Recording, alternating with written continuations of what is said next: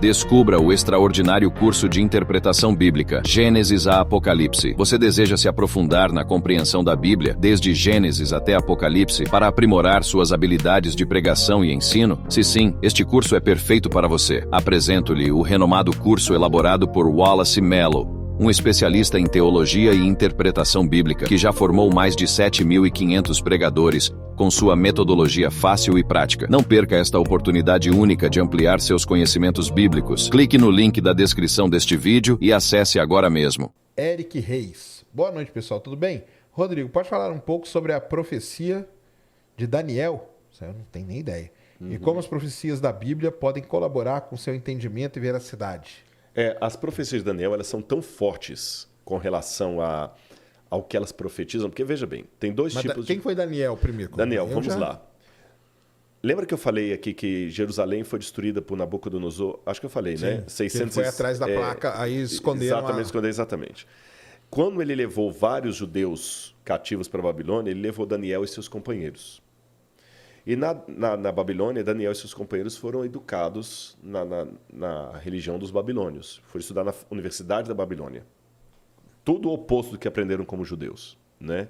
Foram estudar ali e Daniel teve visões e sonhos. E as visões de Daniel são muito fortes, muito detalhadas. Tão detalhadas que os críticos da Bíblia falaram o seguinte: Daniel é um vaticínio ex evento, como dizem em latim. Uma profecia feita depois que cumpriu. Sabe aquele negócio assim? Engenheiro de obra pronta. Exatamente, engenheiro de obra pronta.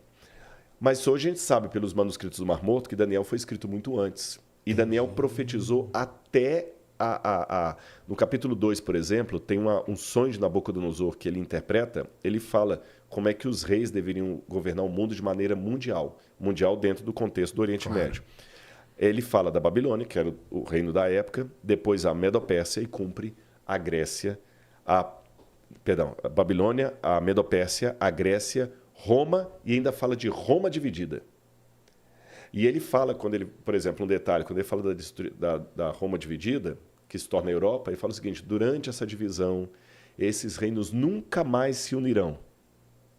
Nunca mais se unirão. Eles farão muitas alianças e muitos acordos de casamentos, mas assim como o barro não mistura com o ferro, eles não se misturarão. E é o que você vê a história da Europa. A Europa foi justamente isso. Até hoje, mercado como o europeu, o euro, que agora teve o Brexit, várias vezes a Europa tentou se unir através de casamentos. A Rainha Vitória era a rainha de todo mundo ali, e ninguém se unificava, as casas brigando, o número de reinos, tudo muito bem colocado. Alexandre o Grande falou, na sua força ele vai se quebrar. Mas não foi aquela centúria de Nostradamus que você pode assim pegar assim, como é que é? A lua se tornou azul ao meio-dia e o sangue correu pelas praças, que eu posso aplicar aquilo a que eu quiser, o Covid, tudo, até o fracasso do time no futebol. O Corinthians perdeu, para falar que foi o Nostradamus. Não é esse tipo de profecia muito acertada. Quando ele fala depois sobre a queda do cristianismo e tudo, mas foi coisa assim muito acertada. E se impressionou tanto as profecias de Daniel que foram elas que influenciaram Sir Isaac Newton a se voltar para a Bíblia. E há pouco tempo, isso é uma descoberta recente, que descobriram que Isaac Newton escreveu 4 vezes mais sobre Bíblia do que sobre ciência. Né? Só que muitas cartas estavam... isso é coisa de mito. E ele não deixou o lado científico, quando ele se tornou místico, nada disso. Ele trabalhava o cientista e o teólogo. E tem as profecias de Daniel, interpretadas por Isaac Newton. E ele acertou em muitas coisas, não, em praticamente tudo. Só o que está no futuro ainda que ele diz. E hoje nós sabemos, Daniel viveu nessa época e até a existência histórica dos companheiros de Daniel já foi provada pela arqueologia. Lá no Istambul você tem um tablete de Nabucodonosor que ele fala dos oficiais dele e cita os 3 companheiros de Daniel ali. Caramba. Mencionados na Bíblia. Então, um livro fantástico. Obrigado aí, Eric, pela deixa. Para dar esse depoimento. Isso está na Bíblia? Está na Bíblia, é o livro do Antigo Testamento. Tá. E Jesus fez referência ao profeta Daniel, até para falar da destruição de Jerusalém. Quando vocês ouviram Daniel falando do abominável da desolação, quando acontecer isso, quem estiver em Jerusalém, fuja. Até a destruição de Jerusalém, Daniel falou dela, da destruição pelos romanos. Entendi.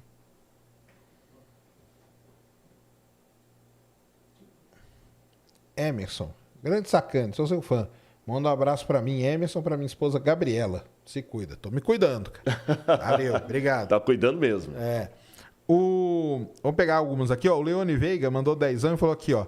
Sérgio, nos grupos universitários de estudos bíblicos é adotado o Evangelho segundo Lucas, pois ele era médico e por isso sua escrita é considerada a mais científica possível. Confere isso com o Rodrigo. A minha tese doutoral foi sobre Lucas. Ah, eu é? falei, né? E aí? Só vou acrescentar. Quem escreveu foi o Homero? Leone Veiga. Leone. Até uma coisa mais. Lucas não era só médico. No cânon moratoriano é dito que, além de médico, Lucas era um estudante de leis. Como a única cópia que temos desse manuscrito do cânon moratoriano está ali detonado, a gente não sabe se é estudante de leis ou jurista. Está meio apagada a palavra, mas sabe que é alguma coisa ligada ao fórum. E o que eu descobri na minha tese? O Evangelho de Lucas e o livro de Atos é uma peça no sentido jurídico da palavra, que Lucas escreveu para a defesa de alguém. Caramba. Como é que funcionava, primeiro, para o pessoal entender em casa, o critério de defesa jurídica num tribunal romano? Vamos supor que o Sérgio está sendo injustiçado, estão perseguindo, estão querendo tirar seu título acadêmico e tudo mais e tal. Aí eu conto a história de Galileu Galilei. E mostro como Galileu Galilei foi incompreendido, como ele foi vilipendiado, como ele foi hostilizado e tal mais e tal, papapá. Eu gasto todo um tempo falando só do Galileu Galilei. E era amigo do Papa. Mas você sabe que falam que ele fez para trollar o Papa, sabia? Foi. Não, tanto é que tem um livro que o pessoal deve ler, Galileu vai para a prisão. Saiu em português, inclusive, esse livro. Você entendeu? Vale a pena ler. Porque falam que ele trollava, ele era amigo e ele começou a trollar o Papa. Na verdade, tudo que ele fazia ele era meio trollagem e tal. Mas aí acabou que a galera não entendeu a brincadeira. Não, e já que você perguntou, até uma questão, você vê como é que interpretava mal a Bíblia, eu vou voltar para a pergunta dele aí, tá? Quando o pessoal ensinava na época que não poderia ter uma mudança dos animais, eles falavam o seguinte: é impossível que animais tenham sido extintos ou que haja uma evolução. Eu não sou evolucionista naquele sentido de um animal virar outro, mas eu acredito que o urso foi mudando ao longo do tempo. Mas isso era negado. Por quê? Com base na Bíblia. Lembra que você perguntou do terraplanismo? Porque na Bíblia fala que Deus criou os animais segundo a sua espécie.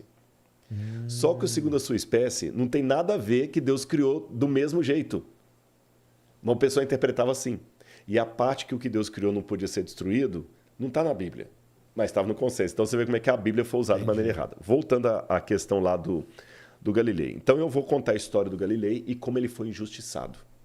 Depois que eu convenço bastante o meu público, através do escrito, que Galileu Galilei foi injustiçado, aí eu vou contar a história do discípulo de Galileu Galilei, Sérgio Sacani. E vou mostrar vários pontos em comuns que você tem por causa do que Galileu ensinou. Sim. E eu termino a minha defesa a seu respeito com uma pergunta. Vocês vão matar de novo Galileu? Entendi. Isso tem vários exemplos. Então, por exemplo... A peça jurídica, a peça dele é desse jeito. Exatamente. Aí é difícil de entender Plutarco escreveu desse jeito. Cícero escreveu desse jeito. Os caras tinham que escrever mais fácil, né, cara? Exatamente. Aí o que acontece? Ele escreve primeiro a vida de Jesus no Evangelho. Entendi. Depois, o livro de Atos, ele escreve a vida de Paulo. Para depois voltar Para voltar e falar assim, vocês vão crucificar de novo Jesus e o estilo... Só que aí sobra só uns pedaços, como você vai saber?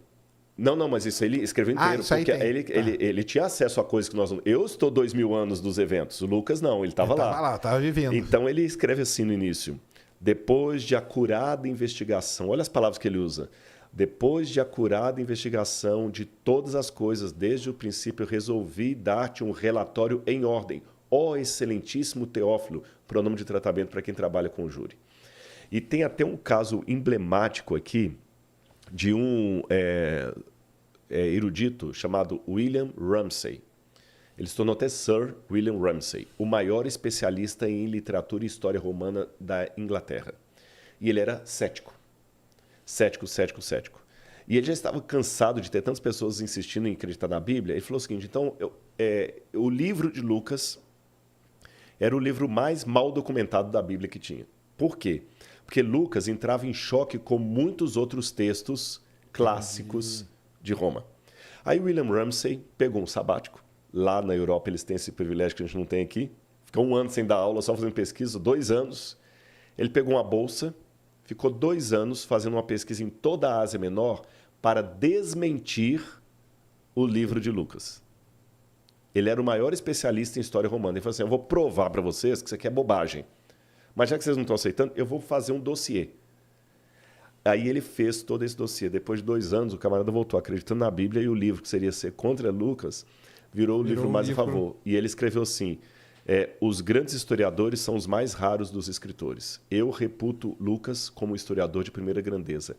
Todos os termos técnicos que Lucas usa, todos os lugares, todas as datas estavam corretas. E em muitas informações que eles tinham de outras fontes, verificou-se pela arqueologia que era Lucas que estava certo. Lucas hoje corrigiu até historiadores clássicos. Caramba.